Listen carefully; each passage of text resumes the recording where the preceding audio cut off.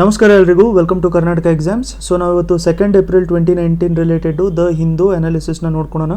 ನೀವು ಹೊಸಬರಾಗಿದ್ದರೆ ಚಾನಲ್ಗೆ subscribe ಮಾಡ್ಕೊಳ್ಳೋದನ್ನ consider ಮಾಡ್ಕೊಂಡಿರಿ. ಅದೇ ಥರ ಬೆಲ್ ಐಕಾನ್ನು ಕೂಡ ಪ್ರೆಸ್ ಮಾಡ್ಕೊಂಡಿರಿ, ಅಂತಂದರೆ ನಾನು ನೆಕ್ಸ್ಟ್ ಟೈಮ್ ವೀಡಿಯೋ ಹಾಕಿದ ತಕ್ಷಣ ನಿಮಗೆ ನೋಟಿಫಿಕೇಷನ್ ಬಂದಿರುತ್ತೆ. ವೀಡಿಯೋನ ಲಾಸ್ಟ್ವರೆಗೂ ನೋಡಿ. ಇಷ್ಟ ಆಗಿದ್ದರೆ ನೀವು ಲೈಕ್ ಬಟನ್ ಕೂಡ ಪ್ರೆಸ್ ಮಾಡ್ಕೊಂಡಿರ್ಬೋದು. 2 ಕ್ವೆಶನ್ ಇದೆ. ಈ ಕ್ವೆಶನ್ಗೆ ನೀವು ಕರೆಕ್ಟಾಗಿ ಆನ್ಸರ್ನ ಕಮೆಂಟ್ ಸೆಕ್ಷನಲ್ಲಿ ಡ್ರಾಪ್ ಮಾಡಿರಿ. ಫಸ್ಟ್ ಕ್ವೆಶನ್ ಏನು ಕೇಳ್ತಾ ಇದೆ ಅಂತಂದರೆ, ಸುಕನ್ಯಾ ಸಮೃದ್ಧಿ ಯೋಜನಾ ಅಕೌಂಟ್ ಏನಿದೆಯಲ್ಲ, ಸೊ ಅದರಲ್ಲಿ ಅಕೌಂಟ್ ಓಪನ್ ಮಾಡಿಸಿದಾಗ ಎಷ್ಟು ಪರ್ಸೆಂಟೇಜು ಇಂಟ್ರೆಸ್ಟು ಕೊಡುತ್ತೆ ಅಂತ ಹೇಳ್ಬಿಟ್ಟು ಕೇಳ್ತಾ ಇದ್ದಾರೆ. ಸೊ ಇಂಟ್ರೆಸ್ಟ್ ರೇಟ್ ಎಷ್ಟಿರುತ್ತೆ ಅಂತ ಕೇಳ್ತಾ ಇದ್ದಾರೆ. ಸೊ ಇದು ಫಸ್ಟ್ ಕ್ವೆಶನು. ಸೆಕೆಂಡ್ ಕ್ವೆಶನ್ ಏನು ಕೇಳ್ತಿದ್ದಾರೆ ಅಂತಂದರೆ, Open Signals hottest city for 4G availability. ನೋಡಿ, Open Signals hottest city for 4G availability report ಪ್ರಕಾರ ಯಾವ ಸಿಟಿ ಟಾಪ್ ಮಾಡಿದೆ ಅಂತ ಕೇಳ್ತಾ ಇದೆ. ಅಂದ್ ಮೀನಿಂಗ್ ಏನು ಅಂತಂದರೆ, 4G ನಾವೆಲ್ಲ ಯೂಸ್ ಮಾಡ್ಕೊತೀವಲ್ಲ, ಸೊ 4G ನೆಟ್ವರ್ಕು ಎಲ್ಲಿ ಫಾಸ್ಟೆಸ್ಟ್ ಆಗಿದೆ ಅಥವಾ ಎಲ್ಲಿ ತುಂಬ ಜಾಸ್ತಿ ಚೆನ್ನಾಗಿದೆ 4G ಅದರದ್ದು ಕೇಳ್ತಾ ಇದ್ದಾರೆ. ಸೊ ಯಾವುದು ಕರೆಕ್ಟ್ ಆನ್ಸರ್ ಅಂತ ಹೇಳ್ಬಿಟ್ಟು ನೀವು ಕಮೆಂಟ್ ಸೆಕ್ಷನಲ್ಲಿ ಕಮೆಂಟ್ ಮಾಡಿ ತಿಳಿಸ್ಬೋದು. ಸೊ ಈ ಥರ ಕ್ವೆಶನ್ಸ್ ನಾನು ಯಾವಾಗಲೂ ಕೂಡ ಕರ್ನಾಟಕ ಎಕ್ಸಾಮ್ಸು ಇದು ಇನ್ಸ್ಟಾಗ್ರಾಮ್ ಚಾನಲಲ್ಲಿ ಹಾಕ್ತಾ ಇರ್ತೀನಿ. ನೀವು ಬೇಕಾದರೆ ಅಲ್ಲೂ ಕೂಡ ನನ್ನ ಫಾಲೋ ಮಾಡ್ಕೋಬೋದು. ಲಿಂಕು ಡಿಸ್ಕ್ರಿಪ್ಷನಲ್ಲಿ ಕೊಟ್ಟಿರ್ತೀನಿ. ಇದಕ್ಕೆ ನೀವು ಸದ್ಯಕ್ಕೆ ಆನ್ಸರ್ನ ಕಮೆಂಟ್ ಸೆಕ್ಷನಲ್ಲಿ ಬರೆದು ತಿಳಿಸಿರಿ. ಇವಾಗ ಕೆಲವೊಂದು ದಿನದಿಂದ ಏನಾಗಿದೆ ಅಂತಂದರೆ, ಈ ಗೋಲ್ಡನ್ ಹೈಟ್ಸು ನಮಗೆ ತುಂಬ ಜಾಸ್ತಿ ನ್ಯೂಸಲ್ಲಿದೆ. ಸೊ ಫಸ್ಟ್ ಆಫ್ ಆಲ್ ನಾವು ಗೋಲ್ಡನ್ ಹೈಟ್ಸು ನೋಡ್ಕೊಳ್ಳೋಣ. ನೋಡಿ, ಗೋಲ್ಡನ್ ಹೈಟ್ಸ್ನ ನಾವು ಈ ಕಡೆ ನೋಡಿಕೊಂಡ್ರೆ ರೈಟ್ ಸೈಡಲ್ಲಿ ನಮಗೆ ಯಾವುದಿದೆ, ಸಿರಿಯಾ ಇದೆ, ಆಯಿತಾ.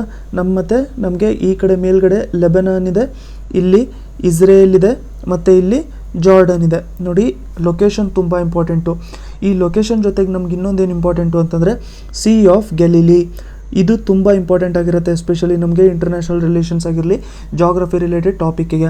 ಗೋಲ್ಡನ್ ಹೈಟ್ಸು ಯಾವ ಸಿ ಹತ್ರ ಇದೆ ಅಂತ ಕೇಳಿದ್ರೆ, ಸಿ ಆಫ್ ಗ್ಯಾಲಿಲಿ. ಮೆಡಿಟರೇನಿಯನ್ನೂ ಅಲ್ಲ, ನಮಗೆ ರೆಡ್ ಸೀನೂ ಅಲ್ಲ, ಸಿ ಆಫ್ ಗ್ಯಾಲಿಲಿ ಹತ್ರ ಇದೆ. ಸೊ ಈ ಗೋಲ್ಡನ್ ಹೈಟ್ಸು ನಮಗೆ ಇಶ್ಯೂ ಅರ್ಥ ಮಾಡ್ಕೋಬೇಕು ಅಂತಂದರೆ ನಾವು ಫಸ್ಟ್ ಆಫ್ ಆಲು ಬೇಸಿಕ್ಸಿಂದ ತಿಳ್ಕೊಂಡಿರ್ಬೇಕಾಗತ್ತೆ. ನೋಡಿ, 1967ನಲ್ಲಿ ಒಂದು ವಾರ್ ಕಂಡಕ್ಟ್ ಆಗಿತ್ತು. ಸೊ ಈ ವಾರ್ನ ನಾವೇನಂತ ಕರಿತೀವಿ, 6 ಡೇಸ್ ವಾರ್ ಅಂತಲೂ ಕೂಡ ಕರಿತೀವಿ.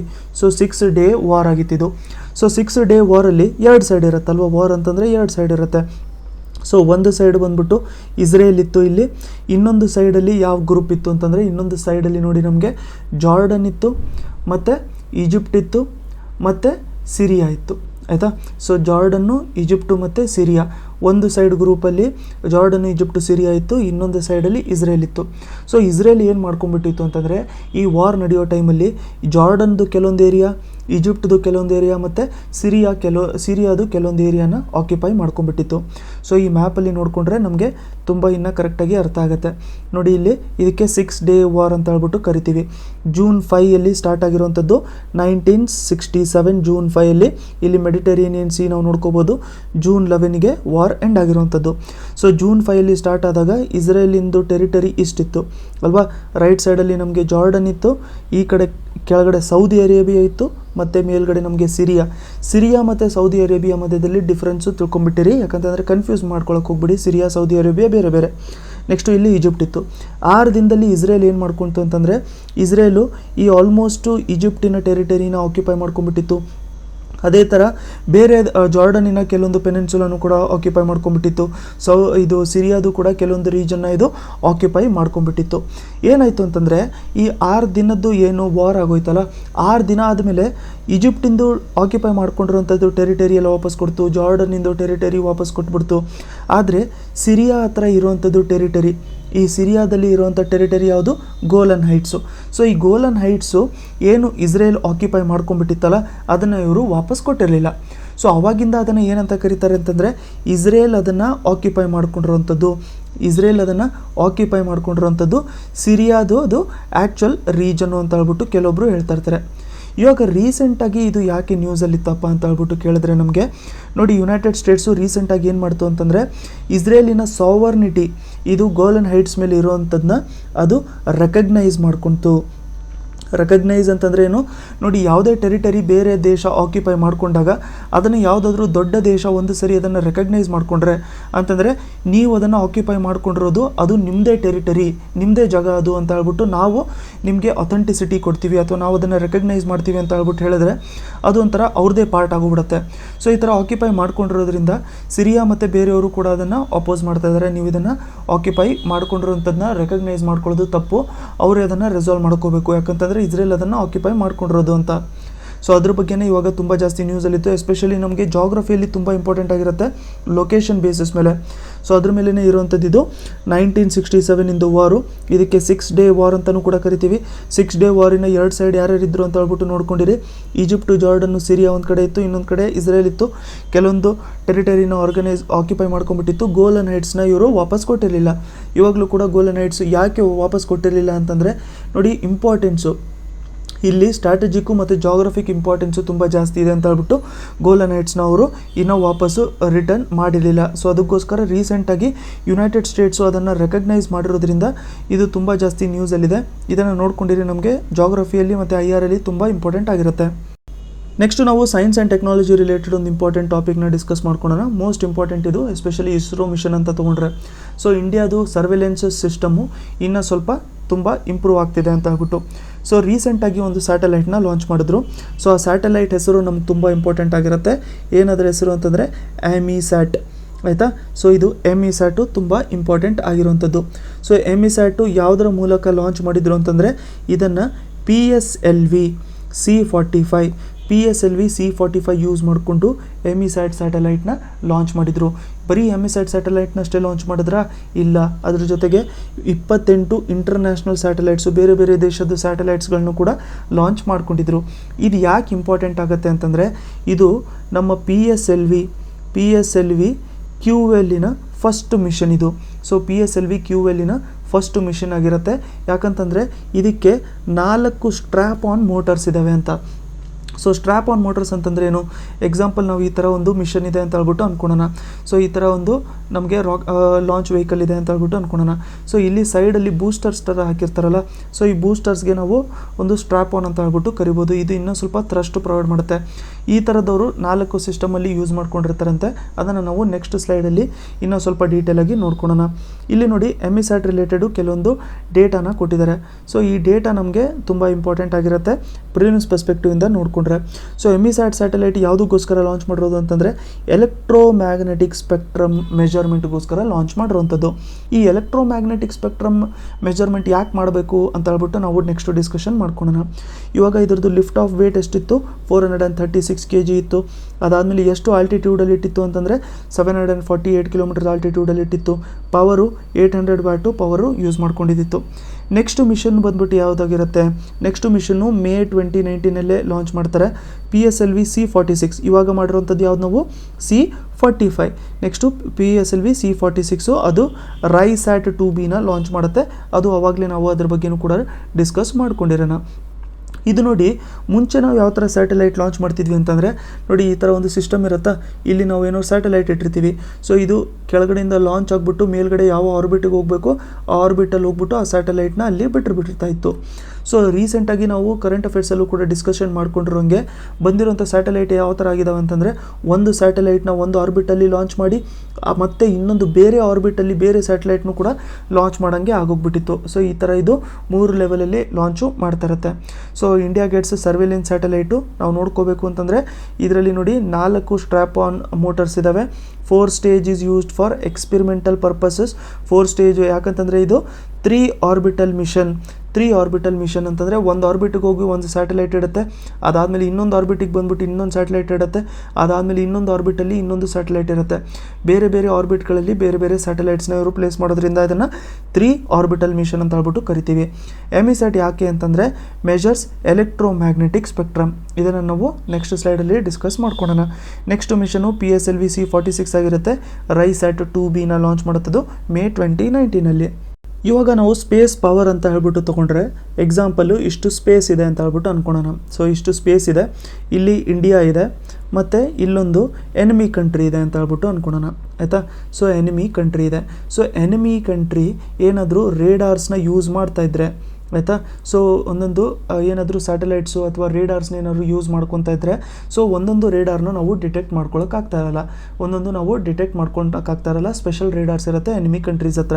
ಸೊ ರೇಡಾರ್ ಇರೋದು ಡಿಟೆಕ್ಟ್ ಮಾಡೋಕ್ಕಾಗಲಿಲ್ಲ ಅಂತಂದರೆ ನಾವು ಯಾವ ಥರ ಅದನ್ನು ನೋಡ್ಕೋಬೋದು, ನಮಗೆ ಒಂಥರ ಸೆಕ್ಯೂರಿಟಿಗೆ ಥ್ರೆಟ್ ಆಗುತ್ತಲ್ವಾ. ಅಂತಂದರೆ ನಮ್ಮ ಕಡೆಯಿಂದ ಯಾರು ಹೋಗ್ತಾ ಇದ್ದಿದ್ದು ಅಲ್ಲಿ ರೇಡಾರ್ ಇಲ್ಲ ಅಂತ ಹಂಗೆ ಕಂಟಿನ್ಯೂ ಮಾಡ್ಕೊಂಡ್ಬಿಟ್ಟಿದ್ರೆ ನಮ್ಮವ್ರನ್ನ ಅವರು ಟ್ರ್ಯಾಕ್ ಡೌನ್ ಮಾಡ್ಕೊಂಡ್ಬಿಟ್ಟಿರ್ತಾರೆ. ಸೊ ನಮ್ಮವ್ರಿಗೆ ಅವರು ಶೂಟ್ ಮಾಡಿಬಿಟ್ಟು ಕೆಳಗಡೆ ಇಳಿಸೋಕ್ಕೂ ಕೂಡ ಇಳಿಸ್ಬಿಡ್ಬೋದು.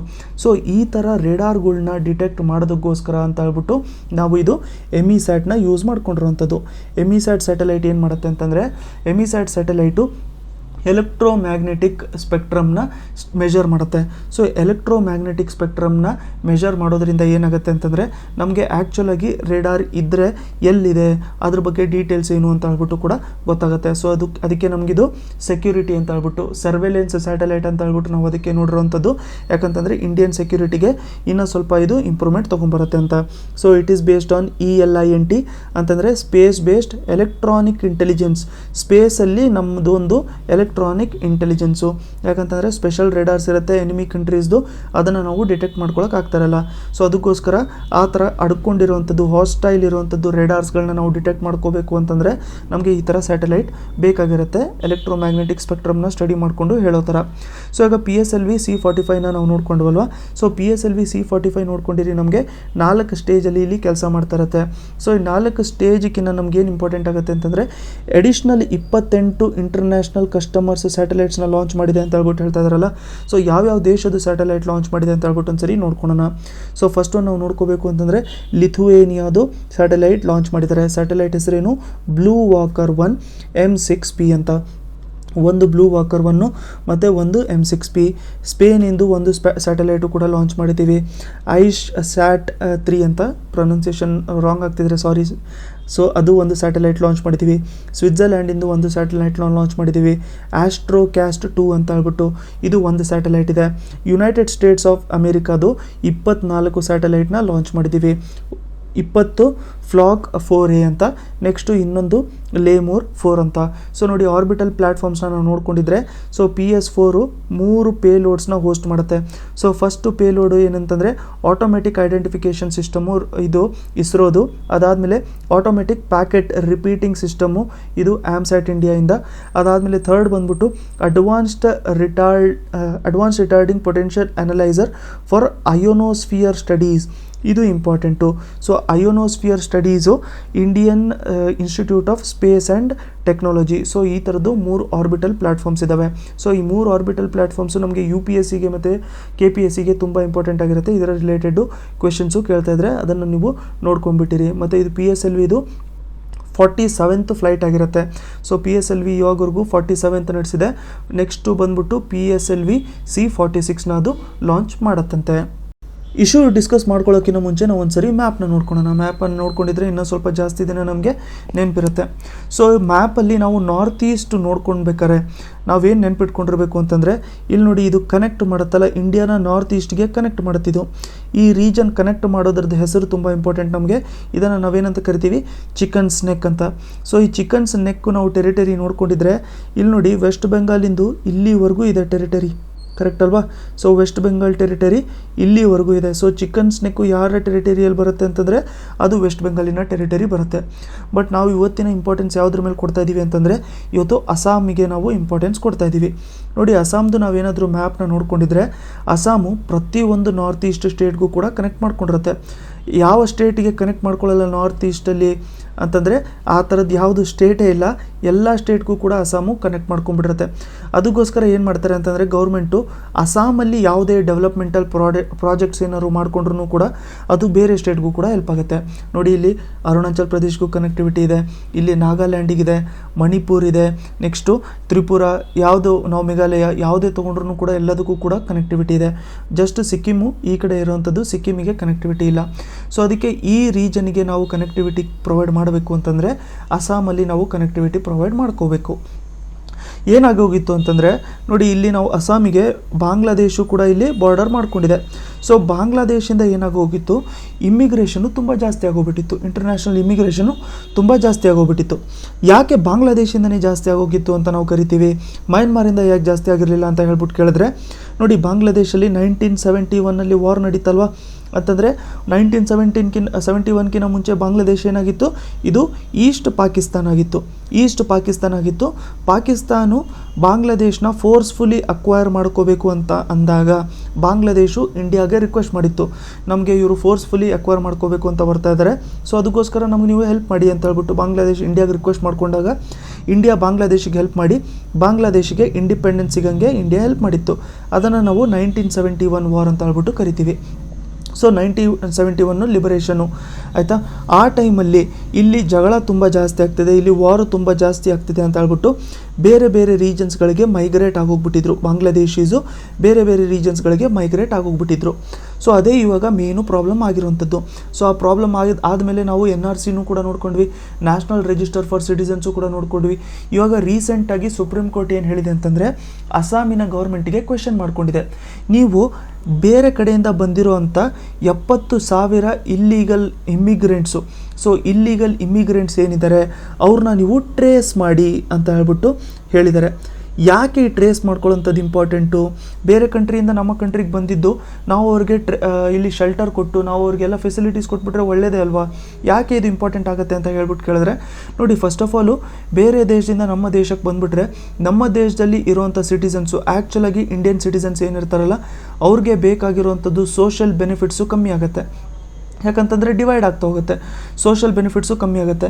ಮತ್ತು ಬೇರೆ ಕಡೆಯಿಂದ ಬಂದ ತಕ್ಷಣ ಮೈಗ್ರೆಂಟ್ಸ್ ಏನಾಗಿರ್ತಾರಲ್ಲ ಇಲ್ಲಿಗಲ್ ಇಮಿಗ್ರೆಂಟ್ಸು, ಅವರು ಮನೆ ಇರಲ್ಲ ಮತ್ತು ಬೇರೆ ಅವ್ರಿಗೆ ಉಳ್ಕೊಳ್ಳೋಕ್ಕೆ ಜಾಗ ಇರಲ್ವಲ್ಲ, ಅದಕ್ಕೋಸ್ಕರ ಏನು ಮಾಡ್ತಾರೆ ಅಂತಂದರೆ ಅವರು ಕಮ್ಮಿ ಕಾಸ್ಟಿಗೆ ದುಡಿಯೋಕ್ಕೆ ಸ್ಟಾರ್ಟ್ ಮಾಡ್ತಾರೆ. ಅಂತಂದರೆ ಲೇಬರ್ ಕಾಸ್ಟು ಬೀಳೋಕ್ಕೆ ಸ್ಟಾರ್ಟ್ ಆಗುತ್ತೆ. ಸೊ ಕಮ್ಮಿ ಕಾಸ್ಟಿಗೆ ದುಡಿಯೋಕ್ಕೆ ಸ್ಟಾರ್ಟ್ ಮಾಡಿದಾಗ ಏನಾಗುತ್ತೆ ಅಂತಂದರೆ ಇಲ್ಲಿ ಇರೋವಂಥವ್ರು ಅವ್ರಿಗೇ ಜಾಬ್ಸು ಜಾಸ್ತಿ ಕೊಡ್ತಾರೆ. ಅದರಿಂದ ಏನಾಗುತ್ತೆ ಅಂತಂದರೆ ಲೋಕಲ್ ಲೈಟ್ಸಿಗೆ ಜಾಬ್ಸು ಸಿಗುವಂಥದ್ದು ಕಮ್ಮಿ ಆಗುತ್ತೆ.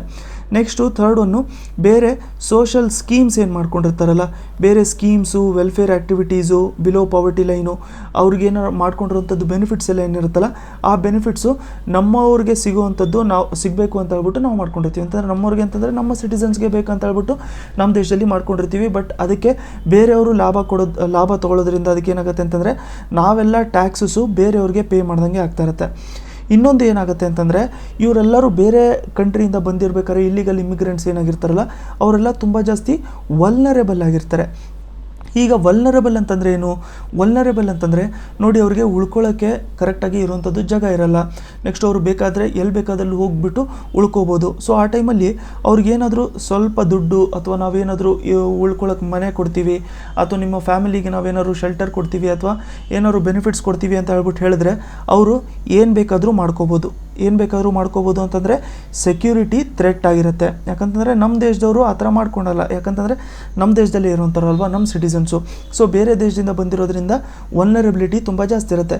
ಸೊ ಈ ಥರ ಸೆಕ್ಯೂರಿಟಿ ಇರುವಂಥ ಸಿಚುವೇಷನಲ್ಲಿ ಏನು ಮಾಡ್ಕೊಂಡಿರ್ತಾರೆ ಅಂತಂದರೆ ಬೇರೆ ಗ್ರೂಪ್ಸು, ಟೆರರಿಸ್ಟ್ ಗ್ರೂಪ್ಸ್ ಆಗಿರ್ಬೋದು ಅಥವಾ ಡಿಸ್ಟರ್ಬೆನ್ಸಸ್ ಕ್ರಿಯೇಟ್ ಮಾಡುವಂಥ ಗ್ರೂಪ್ಸ್ ಆಗಿರ್ಬೋದು, ಅವರೆಲ್ಲ ಏನು ಮಾಡ್ಕೊತಾರೆ ಅಂತಂದರೆ ಇವ್ರಿಗೆಲ್ಲ ದುಡ್ಡು ಕೊಟ್ಬಿಟ್ಟು ಇವ್ರನ್ನ ಹೈಯರ್ ಮಾಡ್ಕೊಂಡ್ಬಿಟ್ಟಿರ್ತಾರೆ ಅವ್ರಿಗೋಸ್ಕರ ಕೆಲಸ ಮಾಡೋದ್ರಲ್ಲಿ. ಸೊ ಮಯನ್ಮಾರ್ ಹತ್ರದಿಂದ ಬಂದಿರೋವಂಥದ್ದು ಇದು ರೋಹಿಂಗ್ಯಾಸ್ದು ಕೂಡ ಇದೇ ಥರದ್ದು ಇಶ್ಯೂ ಇತ್ತು. ಸೊ ಇದು ಮಯನ್ಮಾರ್ ಟೆರಿಟರಿ ಎಲ್ಲ ಮಾರ್ಕ್ ಮಾಡಿರೋವಂಥದ್ದು. ಸೊ ಇಲ್ಲಿ ಮಯನ್ಮಾರ್ ಟೆರಿಟರಿ ಇರುವಂಥದ್ದು. ಸೊ ಮಯನ್ಮಾರಿಂದ ಬಂದಿರೋವಂಥದ್ದು ಈ ರಖೈನ್ ಸ್ಟೇಟಿಂದ ಏನು ಬಂದಿದ್ರಲ್ಲ ನಮ್ಮ ಇಂಡಿಯಾಗೆ ಏನು ಮೈಗ್ರೇಟ್ ಆಗ್ತಿದ್ರಲ್ಲ ಅವ್ರದ್ದು ಕೂಡ ಅದೇ ಪ್ರಾಬ್ಲಮ್ ಇತ್ತು. ಸೊ ಫಸ್ಟ್ ಆಫ್ ಆಲ್ ಪ್ರಾಬ್ಲಮ್ನ ನಾವು ಯಾವ ಥರ ರೆಕಗ್ನೈಸ್ ಮಾಡ್ಕೋಬೇಕು ಅಂತಂದರೆ ಯಾವ ದೇಶದಿಂದ ಬಂದಿದ್ದಾರೆ, ಸೊ ಡೆಸ್ಟಿನೇಷನ್ ಕಂಟ್ರಿ ಅಥವಾ ಒರಿಜಿನ್ ಕಂಟ್ರಿ ಯಾವ್ದು ಅವ್ರದ್ದು ಅದನ್ನು ನಾವು ರೆಕಗ್ನೈಸ್ ಮಾಡ್ಕೋಬೇಕು. ಅದಾದಮೇಲೆ ಅದ್ರ ಮೇಲೆ ನಾವು ಪ್ರೂಫ್ ತೊಗೊಂಡು ಆ ದೇಶ ಜೊತೆಗೆ ಮಾತಾಡಿಸ್ಕೊಂಡು ನಾವು ಅವ್ರನ್ನ ವಾಪಸ್ ಕೊಡಬೇಕಾಗತ್ತೆ. ಬಟ್ ಇವಾಗ ಏನಾಗಿದೆ ಅಂತಂದರೆ ಅಸ್ಸಾಂ ಗೌರ್ಮೆಂಟು ಈ 70,000 ಇಲ್ಲಿಗಲ್ ಇಮಿಗ್ರೆಂಟ್ಸು ಯಾವ ಕಡೆಯಿಂದ ಬಂದಿರೋರು ಅಂತ ಹೇಳ್ಬಿಟ್ಟು ಕರೆಕ್ಟಾಗಿ ಗೊತ್ತಾಗಲ್ಲ. ಯಾಕಂತಂದರೆ ಅವ್ರಿಗೋಗಿ ನೀವು ಕೇಳಿದ್ರೆ ಅವರು ಇಲ್ಲಿರೋಂಥದ್ದು ಪ್ರೂಫ್ಸ್ ಎಲ್ಲ ತೋರ್ಸೋಕ್ಕೆ ಸ್ಟಾರ್ಟ್ ಮಾಡ್ಕೊಂಡ್ಬಿಟ್ಟಿರ್ತಾರೆ. ಸೊ ಅದಕ್ಕೋಸ್ಕರ ಮಿನಿಸ್ಟ್ರಿ ಆಫ್ ಹೋಮ್ ಅಫೇರ್ಸು, ನಮ್ಮ ಹೋಮ್ ಮಿನಿಸ್ಟ್ರಿ ಏನು ಮಾಡ್ಕೊಂಡಿತ್ತು ಅಂತಂದರೆ ರೀಸೆಂಟಾಗಿ ಒಂದು ಅಫಿಡವಿಟ್ನ ರಿಲೀಸ್ ಮಾಡ್ಕೊಂಡಿತ್ತು. ಅದ್ರ ಪ್ರಕಾರ ಏನು ಮಾಡಿದೆ ಅಂತಂದರೆ ನಿಯರ್ಲಿ 91,000 ಪೀಪಲ್ನ 91,000 ಜನರನ್ನ ಅವರು ಇಲ್ಲಿಗಲ್ ಫಾರಿನರ್ಸ್ ಅಂತ ಹೇಳ್ಬಿಟ್ಟು ಡಿಕ್ಲೇರ್ ಮಾಡ್ಕೊಂಡಿದೆ. ಸೊ ಈ ವರ್ಡ್ ಮೇಲೆ ಕಾನ್ಸಂಟ್ರೇಟ್ ಮಾಡಿ, ಇಲ್ಲಿಗಲ್ ಬಾಂಗ್ಲಾದೇಶೀಸ್ ಆಗಿರಲಿ ಆ ಥರ ಏನೂ ಮೆನ್ಷನ್ ಮಾಡಿಲ್ಲ, ಇಲ್ಲಿಗಲ್ ಫಾರಿನರ್ಸ್ ಅಂತ ಹೇಳ್ಬಿಟ್ಟು ಮೆನ್ಷನ್ ಮಾಡಿದೆ. ಯಾಕೆ ಈ ಥರ ಮೆನ್ಷನ್ ಮಾಡಿದ್ದಾರೆ ಅಂತಂದರೆ ನೋಡಿ ಫಸ್ಟ್ ಆಫ್ ಆಲ್ ನಮ್ಮದು ಬಾಂಗ್ಲಾದೇಶಿಂದು ರಿಲೇಷನ್ಸು ತುಂಬ ಚೆನ್ನಾಗಿದೆ. ನಮ್ಮದು ಬಾಂಗ್ಲಾದೇಶಿಂದು ರಿಲೇಷನ್ಸ್ ತುಂಬ ಚೆನ್ನಾಗಿರ್ಬೇಕಾದ್ರೆ ನಾವು ಪ್ರತಿಯೊಂದು ಸರಿ ಬಾಂಗ್ಲಾದೇಶೀಸ್ನ ವಾಪಸ್ ಕಳಿಸ್ಬೇಕು ಆ ಥರ ಏನಾದ್ರು ಮಾತಾಡೋಕ್ಕೆ ಸ್ಟಾರ್ಟ್ ಮಾಡ್ಕೊಂಬಿಟ್ರೆ ಬಾಂಗ್ಲಾದೇಶ್ಗೊಂಥರ ಬೇಜಾರಾಗೋಕ್ಕೆ ಸ್ಟಾರ್ಟ್ ಆಗೋಗ್ಬಿಡುತ್ತೆ.